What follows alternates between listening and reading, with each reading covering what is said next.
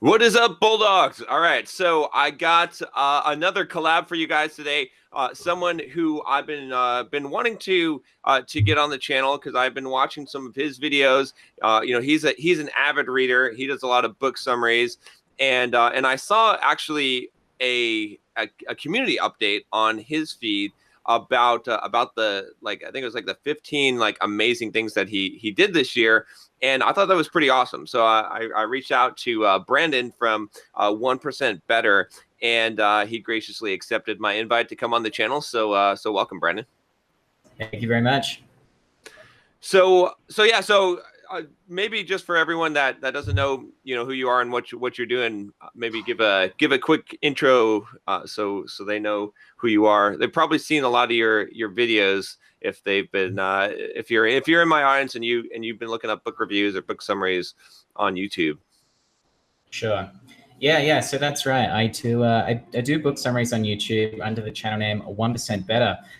So I've had the channel for about 3 years, and what we do is take the key lessons from life-changing books, philosophy, psychology, self-development, business, you name it, anything to make yourself 1% better.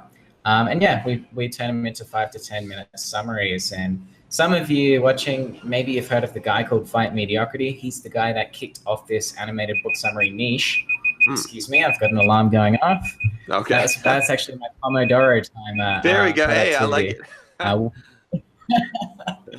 We'll put that on pause. So yeah, anyway, I lost my train of thought. Take the key lessons, put them into 5 to 10 minute animations. And I was inspired by Fight Mediocrity, who kicked off the niche in around 2014 or 2015. So at least 4 years ago now, I reckon. He stopped posting videos, and I saw a gap in the market. I thought, where's all this value gone? And then I thought, hang on a minute, I'm great at computers. I've been messing around with animation in high school. And at that point, I'd read 100 plus books or something. And I thought, well, I can do it. So yeah, that's when I started. I post a video a week. So now we're at 200,000 subscribers. We just hit that, which is really exciting. Looking forward to taking it to 1 million. So that's it for the sort of the business YouTube side of things. Cool. Okay. Yeah. I like it. I like the choices of your books too. I was looking through the summaries, and very, very similar books, I think that we read. I think, I found though that a lot of, most entrepreneurs, you're going to find probably the same list of books. So it's kind of cool to see a lot of those familiar books. That's cool. And where does the 1%Better come from? I know I've heard that a lot. Yeah, I kind of just I got inspired by a guy called James Altucher, a really great writer and entrepreneur. And he wrote in one of his books, I think it was called The Choose Yourself Guide to Wealth. He wrote about this concept that it's not necessarily his concept. It's been spread around by many people, but the concept is like the 1% idea. So if you strive to get 1% better every day in your life, with your health, with your business, whatever it may be, within a 365-day period, you'll find that your growth grows exponentially because you're adding 1% every time. And so I'm not sure how you quantify that improvement. Like, what does it look like to be 1% better with my productivity today? I don't know, maybe using a Pomodoro timer, the one that just went off. The concept is get 1% better every day. 365 days, you're going to be like, I don't know, 200 or 2,000 times better than you were when you started. So that's where the idea came from. Okay, yeah. I've definitely heard of it mentioned quite a few times. I think I was just listening to what you'll call Atomic Habits, and James Clear was talking about it there too. And I think he's got like a chart where it shows that difference between the 1%Better versus, what was it? I forget what he contrasted it by, but yeah, it's a very, very powerful concept. I think it's amazing how that cumulative effect. It reminds me of a couple other books, like the Compound Effect. That was the one I was thinking of. Mm-hmm. But yeah, that's cool. So yeah, so that's a good thing to base everything off of. And it seems like you live your life that way, right? I mean, that post that you had was pretty dang impressive of the things that you accomplished in the last year. And everyone, by the way, the video, excuse the video and audio quality a little bit here. Brandon you're traveling, right? So Correct. 15 incredible things I've achieved in 2018. I love this. This had for you guys here. You should check it out on this page. But moved off home, traveled to 5 different countries. Learned to speak a second language. 1 million views on a single video. 91,000 new subscribers. 9 business deals over the phone. Girls, abundance of beautiful women. Presentations, interviewed 5 times. Let's see, connections, and he's got a bunch of really cool people here like Pat Flynn, Roberto Blake, guys that you guys have probably seen on the channel. Interviewed on like 38 podcasts, or interviewed 38 influencers, including Elliot Hulse, MJ DeMarco, Grant Cardone. These are all guys that are pretty awesome. I haven't gotten Grant Cardone on my channel yet, though. Yeah, I keep on trying. I've gotten Elliot and MJ DeMarco. Strength, first time hitting gym and 50% of my way to dream aesthetic. Modeling, started an amateur modeling career. Books, read 40 books. Psychedelics, experimented with new substances, 7 new substances. Existential recovery, love to wake up every day and smash it. And deep impact, spent 3 weeks with someone to develop a relationship. So, these are, I gave you guys a quick summary here, but I think this is awesome. I mean, when, the biggest takeaway that I got from that was like, what did you do in 2018, right? I mean, this is a big list. So what, I guess my big question is like, how did you go on this path? Like, did you set out to accomplish these goals? Is this something, does your 2017 look like this, or is 2018 like just like a major breakthrough for you? Yeah, I'd say this is, every year for the past 3 years, I've achieved some pretty big goals that I set out to do. Like, I think it was 2 years ago, I said, all right, I'm going to take this 1% Better channel from 0 to 10,000. And at the time, that was a humongous goal for me. And that's what I focused my whole year on, getting that 10,000 subscribers. And yeah, sure enough, within 12 months, by focusing on it and thinking about it pretty much every day, I think I got a bit over 20,000 subscribers. So we doubled it, which was awesome. And it's really, it can be difficult in the beginning, taking yourself from 0, absolutely nothing, to 10,000. So that was pretty big for me. And then the following year, 17, we went from 10,000 to 100,000. Then we hit like 105,000. And again, that was one of my main focuses of the year. And then this year here in 2018, things have just kind of exponentially gone out of control. And to clarify, most of the interviews that I listed in the achievement list for this year, most of the interviews were done last year, but I just uploaded them on the channel this year. So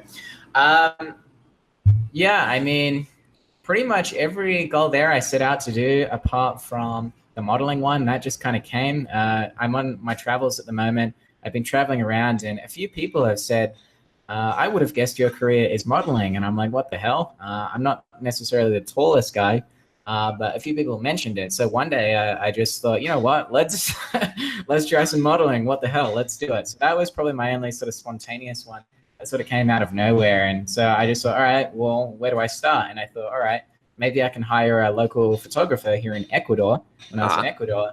And so I did. And they took some photos. I brought some outfits. And then that sort of turned into 2 more gigs with some people that I met through a YouTube presentation that I did. And they kind of just randomly asked for modeling. I think they had seen my Instagram, and I posted some modeling photos from my photo shoot. And that's where that went. So, but yeah, apart from that, I pretty much strive to achieve all these goals. Yeah. And I like that attitude. I think a lot of people, like, when they hear that, in fact, people probably watching right now, they're like, well, who the fuck is this guy that thinks that he's a model, right? And you probably get that from people, but then it's like, well, you know what? You just do it. When you start doing it, then you become it, and it doesn't matter. Like, I love that attitude of just like, well, I'm going to just try this and just do it. Like, just assume it.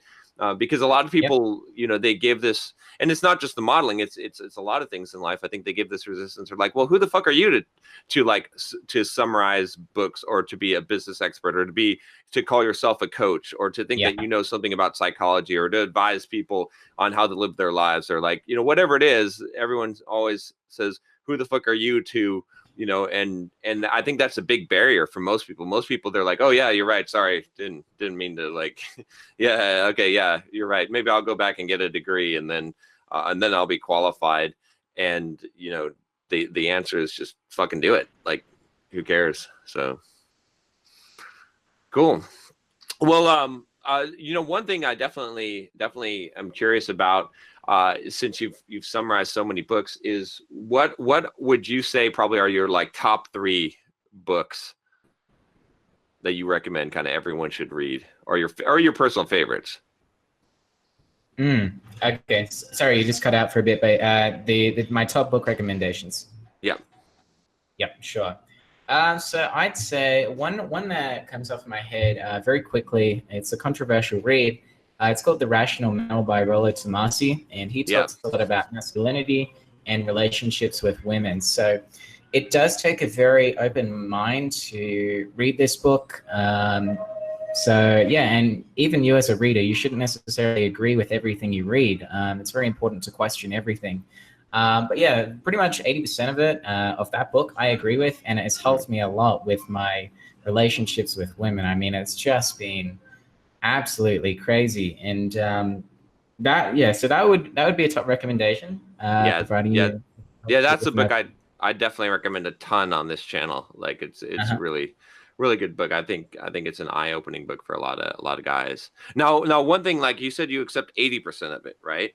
That and I agree with that too, because I feel like, I love the book, and Rollo's a great guy and everything, but I do feel like there's, to some degree, although the book's been very helpful to men, it's also created this kind of jaded branch of men going their own way movement, where guys are like really become women haters. And it's not like the book condones it. It's just like I feel like there's a little bit of jadedness to it. Feel free to tell me what your opinion is, but I feel like that kind of justifies some guys to say, well, you know what, fuck women and fuck society and all this, and I'm just gonna, like, they're bitches, and I'm gonna treat them badly because they're so horrible, and it's not really productive to actually accomplishing your goals as a man. Totally agree. And I was just having this conversation with my buddy Sam Sabri, and he was involved in the pickup community for quite a while. Hope you don't mind me saying that, Sam, because I know you're not trying to focus on that. But we said the exact same thing. There is this community of MGTOWs who are very, like, on the end of the spectrum, the very far end, where it's like no to all women haters, basically. It's crazy. And I don't know if I'd say Rollo and his book is necessarily responsible for this. I feel like the book can just be interpreted in different ways. Exactly. And it just happens to attract a subset of that audience who were already like that. So the MGTOWs, for example, they interpret it in their own way. Like, yeah, see, women suck, blah, blah. But funnily enough, most people don't know that Rollo, correct me if I'm wrong, actually, I believe he's married and still married to his wife and happily married. So it just goes to show that Rollo isn't necessarily saying, like, screw all women. He's not saying that at all. Right. But some people can interpret it that way. So yeah, I guess when I say I agree with 80% of it, the 20% part is basically I'm not interpreting it that, all women are bad and all this sort of stuff. That's sort of, where the 20% comes. Yeah. It's good. I mean, it definitely has some harsh realities, some harsh truth. It's a book that I wish I would have had, when I was like 18 or so, and then I would have saved myself a lot of heartache and and problems in life. But it definitely is a hard pill to swallow, I think, for a lot of guys to realize that what they think is out there, what they're looking for, is not really out there. But I think once you accept that reality, then you realize that actually the reality is pretty damn good. You just have to play by the rules of the game, and then once you do, then you've got a lot of opportunity, especially as you get older as a man. So all right, so what would you say, what is book 2 then here? Book number 2, cool. I'd say it's a classic. Everyone's probably heard of it, but I'll say it anyway. Rich Dad Poor Dad by Robert Kiyosaki. That's what kickstarted me on the YouTube journey, making money online. So then all my adventures to travel the world, just completely changes your mindset about money. So yeah, boring recommendation, but there you go. Yeah, no, that's a good one too. That one probably was the one that I mean, a lot of people give a lot of hate on that book and the author, but because it's kind of vague, right? It's like but at the same time, it was like it was the mindset, right? For me, it was Mm, probably, I remember reading that book, and I was investing in real estate. I had like some rentals, and I was like, I didn't really know what I was doing, and then it was like, what things are assets, right? And he's like, it's like I was trying to think of what things would be qualified as assets, and I couldn't really mm, think of much. It was like real estate, and it's like, oh well, you could own the rights to like a song, and like I can't do that. And so what came up out of my mind was gumball machines. Gumball machines, those are assets.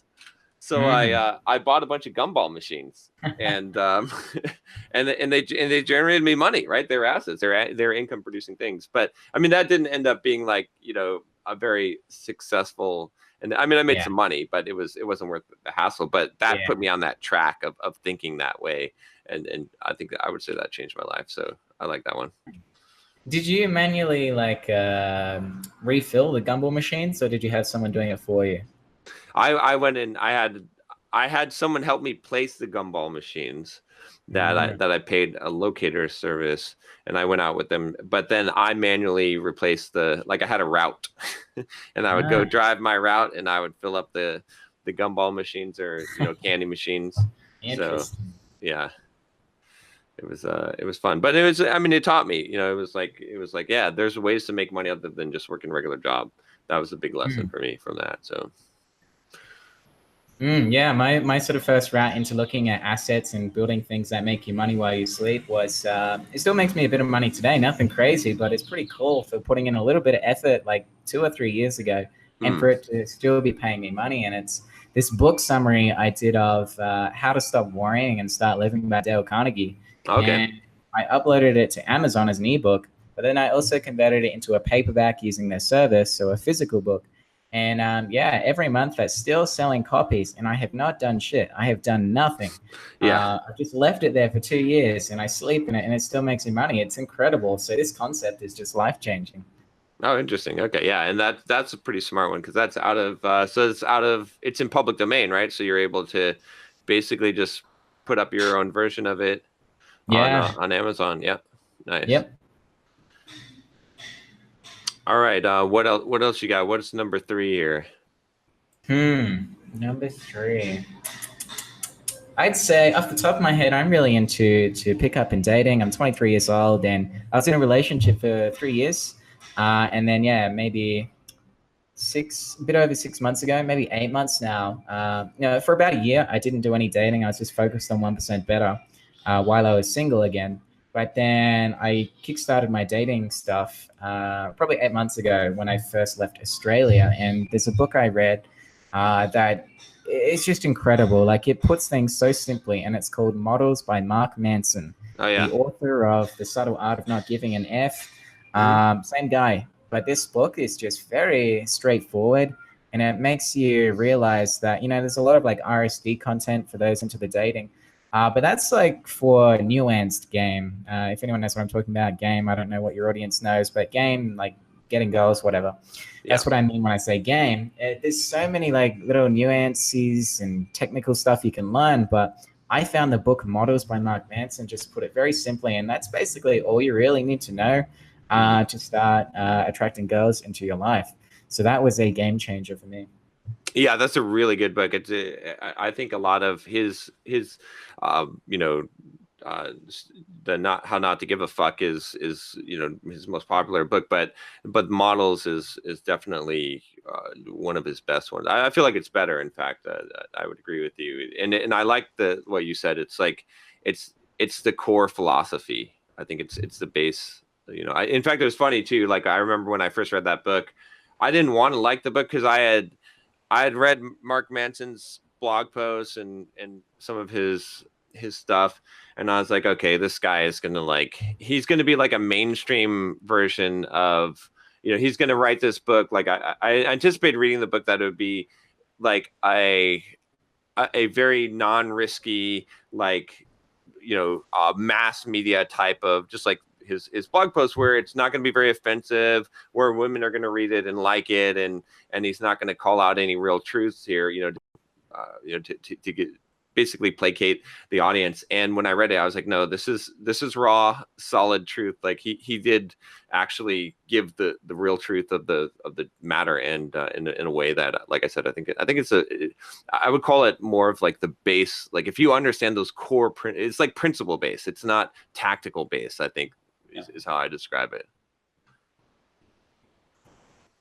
But yeah, that's a life-changing book for sure.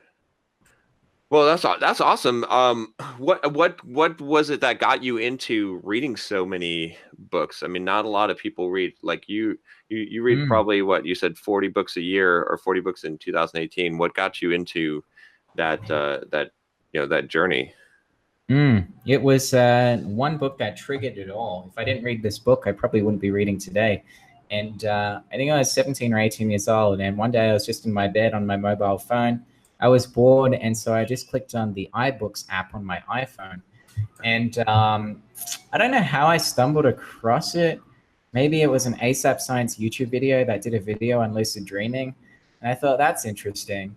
And so I went over to the iBooks app, and maybe it just popped up in a list of recommendations, or maybe I manually typed it in because of ASAP Science. I can't remember. But I found this book called The 2-Week Lucid Dreamer by Derek Rolson. And it's most based on what I know about publishing. I think that's just like a fake name, a pen name they call it. And Sure. so it's kind of just this ebook written to make money, but it was actually really helpful.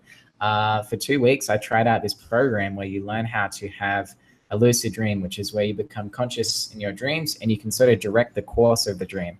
And to me, that sounded fascinating. And especially because ASAP Science had done a video on it, sort of validated it as like, I'm really logically minded. Mhm. And this kind of sounds like a woo-woo concept, but because ASAP Science did a video on it, I thought, okay, maybe this has some merit. So I tried it myself, and sure enough, I had my first lucid dream, which was just a mind-blowing experience. And so when I read that book, I thought, holy crap, I've never got so much value from a book that I've picked up myself, not just been forced to read at school. I thought, Right. this is insane. Like, what else is there to learn? This is just ridiculous. And so from there, I just started like looking at goodreads.com, looking for book recommendations. And I think like the next book I stumbled across was Predictably Irrational by Dan Ariely, or Aaron, Yep. or I don't know how to say his last name. But yeah, he's done like a bunch of TED Talks. He's a university professor, and he talks about how the brain's really irrational. And that whole book was about just the way we make decisions. And again, that fascinated me. I thought this is incredible. And so I just spiraled out of control there. And you know, fast forward to today, 3 or 4 years later, I think I've read over 300 books now, from everything from psychology to history and psychedelics. So that's how it all started. Okay. Yeah. Wow. That's awesome. That's yeah. It's funny. Maybe it was the universe typing into your iBooks, telling you to Maybe. wake up. It's weird how that happens. Like how you suddenly get on this path, and then it's a Yeah, path that totally changes your life and the definitely. course of your life. That's really cool, Yeah. though. And that's one thing I always question, actually. It's like, what does it take Hmm. for people to, the only way I know how to describe it is basically wake up. You can Hmm. control your life, because most people are operating within what they've learned from their parents, what they've been brought up in society. There's a really good video by Leo from actualized.org here on Oh yeah. YouTube. Mm. And he made this video called 30 Ways Society F's You in the Ass. Yeah. And it's just amazing. And basically, within these 30 things, that's what people's reality is. But people don't think outside of these 30 things that society has put in place for you.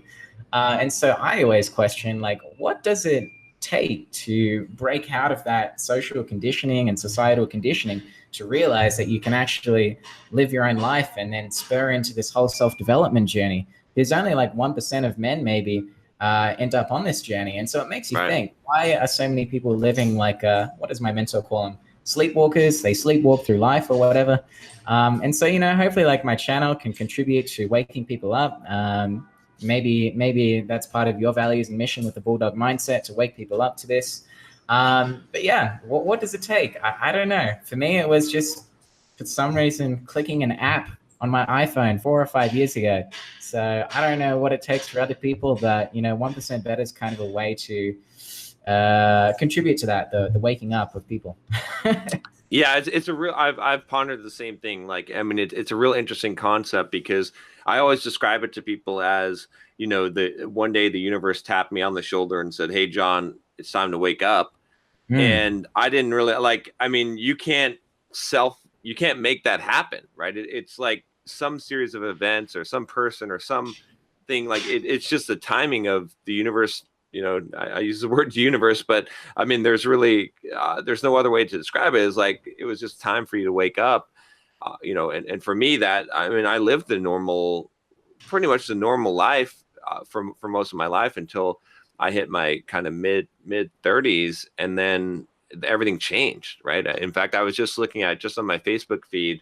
I mean, part of it, there's different catalysts that happened in my life, but on my Facebook feed just today, it showed 3 years ago today, and it was a picture of me at Date with Destiny at Tony Robbins seminar, and that was 3 years ago, right? That was like, that's the anniversary of, and that was like a big life changing, like my life took a completely different direction after that kind of like eye-opening experience. But it's almost like you can't engineer, and the people, and it's funny because there'll be like, people that'll be watching this our talk, and they will think that we're just crazy, and they'll just be like, "Oh, these guys are insane."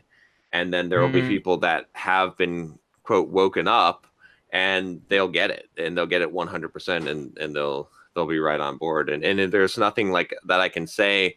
I've always wondered, like, is there anything I could say that would actually like make someone make that switch and that transition? And I feel like it's like time, like, I don't know, like there's some kind of timing or something involved, but it's like you can't directly communicate this thing. So it's a really weird concept, but Yeah. it's crazy though. It's awesome that I mean, you said you're 23, so you got on this path pretty dang early. Like, have you ever even had a regular job, or did you just go directly on this path of personal development and entrepreneurship? Yeah, I've certainly had regular jobs. Like I started out. I used to love this. I still do. A trading card game called Yu-Gi-Oh, and it's for kids, but whatever. You'll find tons of adults play it, and I do too, and I love it. It's a great strategy card game, similar to Magic: The Gathering, which is more well known. And I worked in a card shop as like a sales assistant. But with what I knew now, I'm like, damn, if I read sales books, I could have really honed my sales skills a bit more. But I was kind of just doing it blindly. I didn't even recognize that I was a sales assistant and selling to people. I was kind of just there selling cards, which was cool. But with the knowledge I have now, man, I think back and I go, oh, well, but whatever, that's a past. And that was great fun. So I did that for a bit over a year, hosting these Yu-Gi-Oh tournaments and selling Yu-Gi-Oh products. That was cool. And then I ended up working in a winery twice during the vintage season, where all the grapes come in and we make wine. So it was hard manual labor. It was like 12-hour night shifts, 6 days a week. It was pretty rough. Yeah.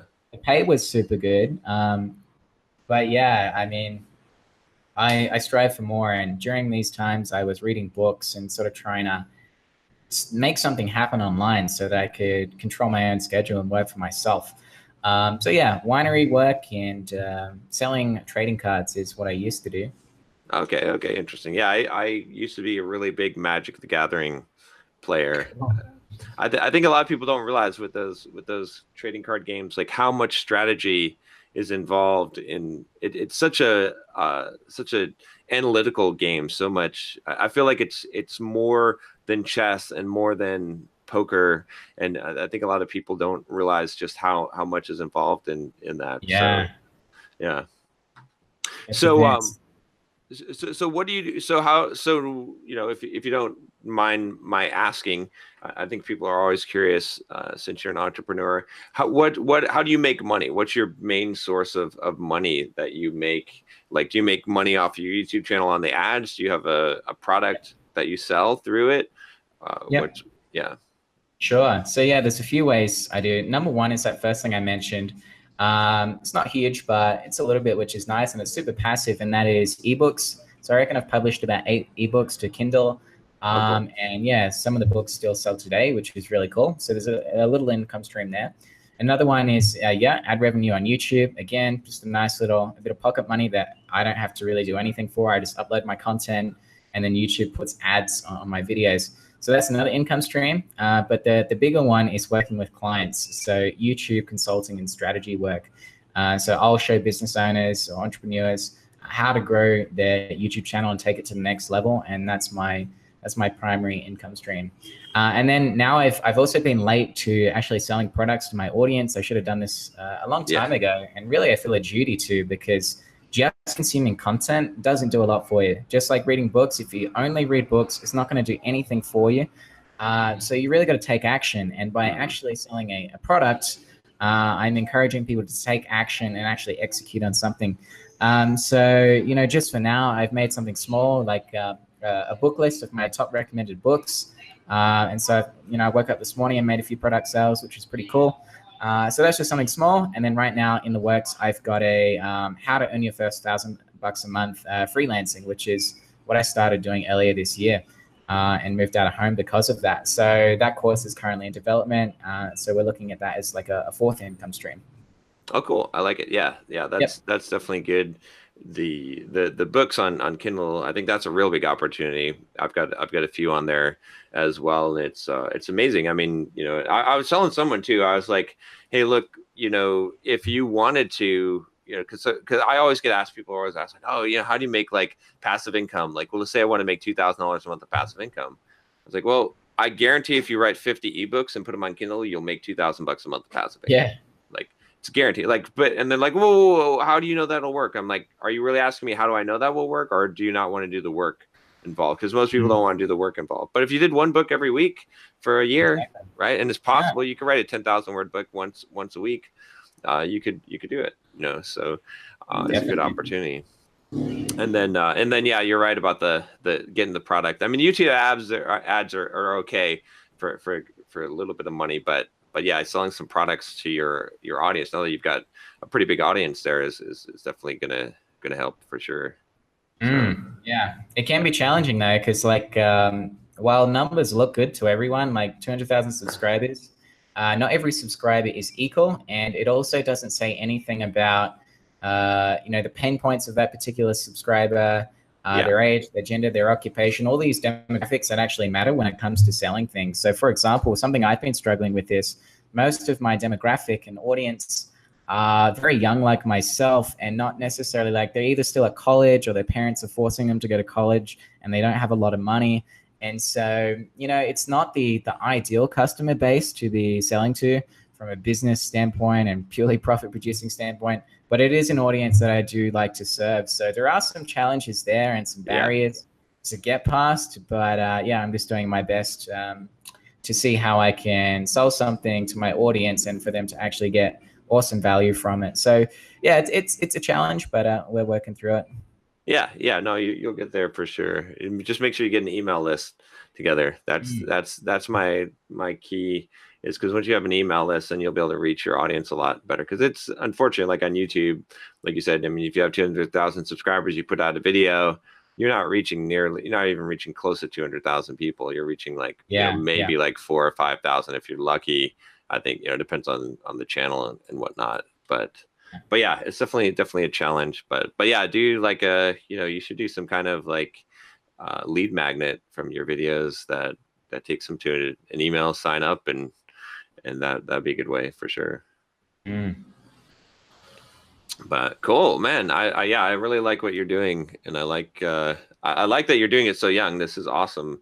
I mean, I can't even imagine where you're going to be by the time that you're my age, like, or even by the time you're 30, you're going to be so far along this path. It'll be great. So that's cool.